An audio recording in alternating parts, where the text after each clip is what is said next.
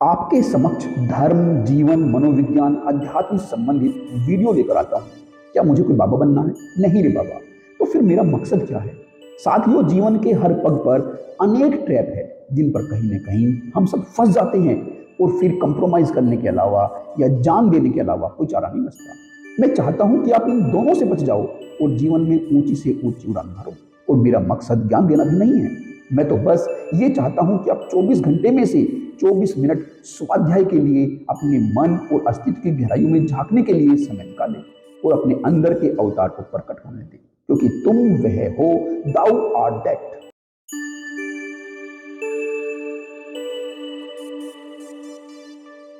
साथियों नमस्कार।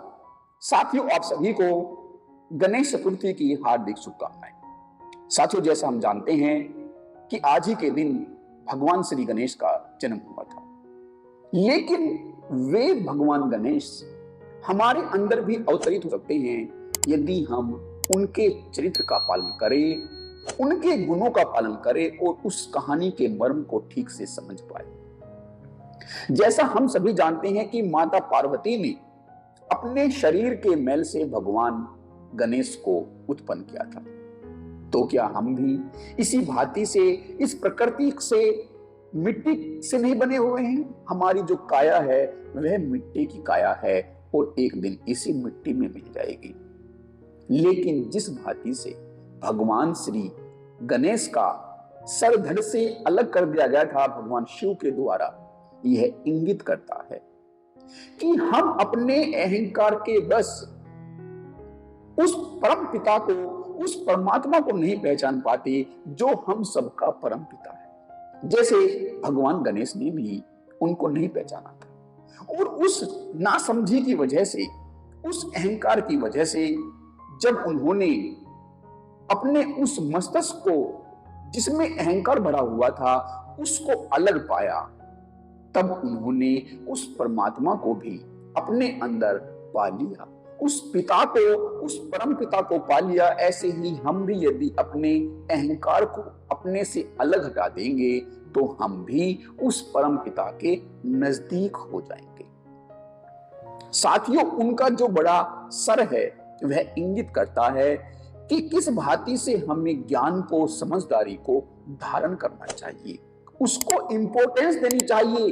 और उनके बड़े कान, और न केवल बड़े बल्कि सूप की भांति, ये दर्शाते हैं कि हमें दूसरे की बातों को ज्यादा ध्यान से सुनना चाहिए और न केवल ध्यान से सुनना चाहिए बल्कि उनको साफ साफ करके सुनना चाहिए। उनकी सफाई करके जो गलत बातें हैं वे बाहर छोड़ देनी चाहिए और जो अच्छी बातें हैं हमें उनको अंदर धारण करना चाहिए। उनकी जो सर के मुकाबले जो छोटी आंख है वह दर्शाती है कि उनकी किस भांति से दूरदर्शिता है और उनकी यह दूरदर्शिता ही उन्हें विघ्नहर्ता बनाती है। जब हमारी दृष्टि दूर की होगी, जब हम दूर का समझ पाएंगे तो हम बहुत से जो कष्ट होते हैं उनको हम अपने से हटा पाएंगे।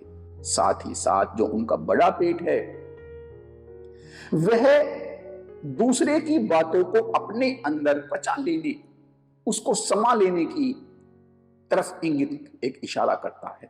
जैसे हम कहते हैं कि तुम्हारे पेट में तो कोई बात हजम ही नहीं होती, यह उसी तरफ इशारा करता है कि हम किसी की बात सुनते हैं और उसकी बात दूसरे से लगा देते हैं, उसकी बात सुनते हैं, उसकी बात तीसरे से लगा देते हैं और यही हमारे बीच मन मुटाव का, लड़ाई झगड़ों का एक बड़ा कारण बनता है।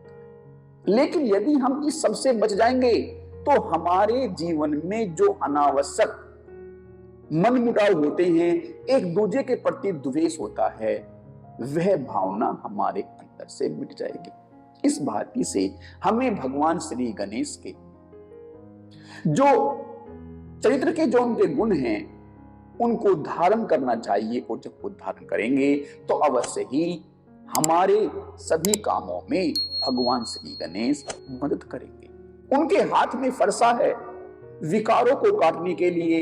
और कबीर दास जी कहते हैं, बुरा जो देखन मैं गया मुझसे बुरा न कोई, तो यह खुद के विकारों को काटने के लिए।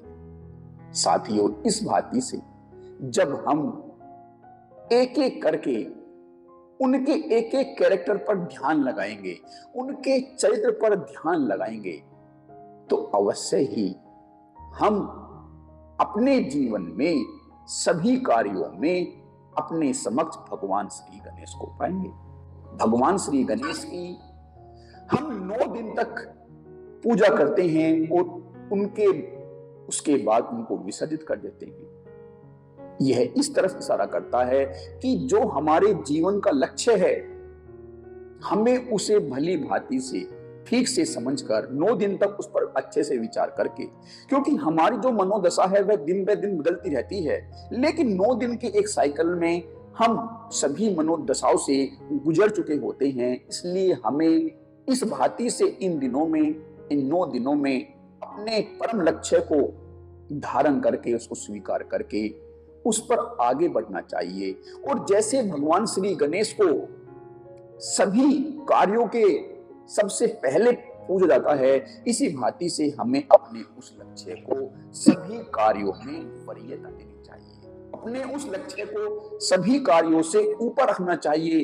तभी हम वास्तव में भगवान श्री गणेश का पूजन अर्चन कर पाएंगे। यही उनके लिए हमारी पूजा होगी। मैं उम्मीद करता हूं कि इस कथा के मर्म को आप और बारीकी से समझेंगे। इसी उम्मीद के साथ मैं आप सभी से विदा लेता हूं। आप सभी का मेरे साथ रहने के लिए बहुत बहुत धन्यवाद।